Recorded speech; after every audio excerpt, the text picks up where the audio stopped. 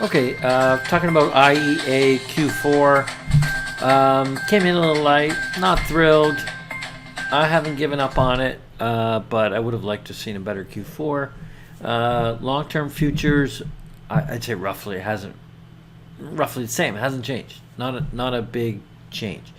Short-term, I think it's going to be a little bit weaker, at least for the first half of the year, and that's pretty much the guidance. So, well, if they're going to tell us that, let's believe it.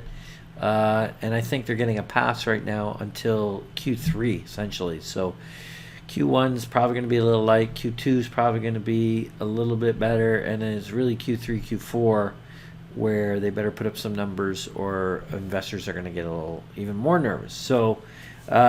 Shares went down after Q4 came out. There's been a lot going on with this company. You can look through our old videos.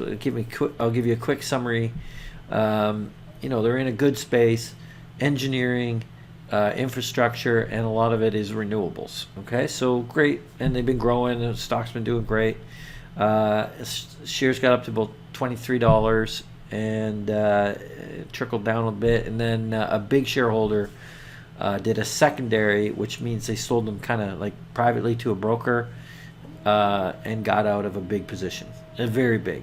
And then people got a little nervous, and shares came down, down to kind of where they sold their shares. They sold them below market, but they were getting rid of a lot of shares. So through the secondary, that's kind of how you do it. Rather, they could have done it slowly, bleed it out through the regular way through the market, but they did it through a secondary. So broker bought basically the whole thing at a good price, so that the broker could then sell them hopefully a little bit higher in the market. That's kind of how a secondary works. And then the Q4 came out, and a lot of people were like, "Whoa, that wasn't that great. It wasn't." I mean, I don't know if it was enough to give up on it, but definitely shares came down all the way to like $12, and they're now trading at $16.91 at the time of me shooting this video. There's still a lot of good things here.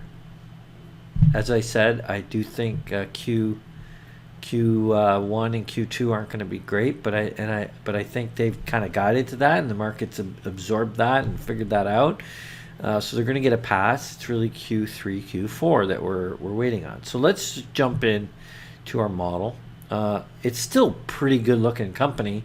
Despite the weak Q4, they still earn 25% return on invested capital for the full year, December 2020. Nothing wrong with that. Actually, put in a normalized forecast, nothing too special here, and we get $28 a share. It's trading at 16. Looks like a bargain. At least on that level. If I look at our implied EBITDA line, basically when we put in a return and a growth and a capital, there's kind of an implied cash flow or EBITDA, and in this case, they did 122 million in 2020. For 2021, we're only forecasting 126 million EBITDA. That's not a big increase. That's not aggressive, and slowly moves up over time. And then out in year 5, 157 million EBITDA. That is very doable, very light. That's not an aggressive plan. It's only trading at 6.7 times. That's still very good. It's a bit of a levered balance sheet at this point. Now, bear in mind, this is basically working capital is what you need to run an engineering firm. It's people. It's getting people into. It's getting the contracts, and then getting those people to work and getting billable hours. That's what this business is. Okay, a little bit on the weakness. A little bit more on the weakness. So here we have Q4. Minus 24% revenue growth. So Q4 last year, 2019, was really strong. So it's partly that they just had a really good Q4 in 2019. We have COVID this year. It's had to affect it somewhat. It's just the way it is, and they've already guided to, as I said, that the full year is actually going to show growth, but Q1 and Q2 are not going to be great, and it looks like Q1 is kind of seasonally low anyway. So, just given the fact that the shares have rebounded off their bottom from 12 now up to 16.91, I think the market's kind of okay, fine. You're not going to have a great Q1, Q2. We heard it, and Q4 was slightly disappointing, but everyone's looking beyond it now. So I don't know. I think shares will.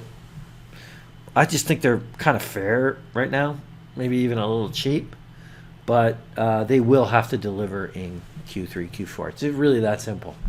So you can wait it out. You can kind of get in just before Q3 gets reported. I personally like to just hold it. It's not an unreasonably valued company. It is in that good space. It seems to move a lot with the renewables. So on days renewables are moving up, this thing is moving up as well. You can play it a number of different ways, but really it's going to come down to Q3, Q4 results. Fair enough? I think we'll just close it at that. And again, one last time, Q3, Q4, you can hold it between now and then, in my opinion. If you want to wait closer to that time, that's probably not so bad as well. Thanks for watching our investment video. If you want to improve your portfolio returns, simply subscribe. Or if you're an investment advisor or a retail investor and you want help with your portfolio more directly, we can help you with a managed account and manage each and every trade for you.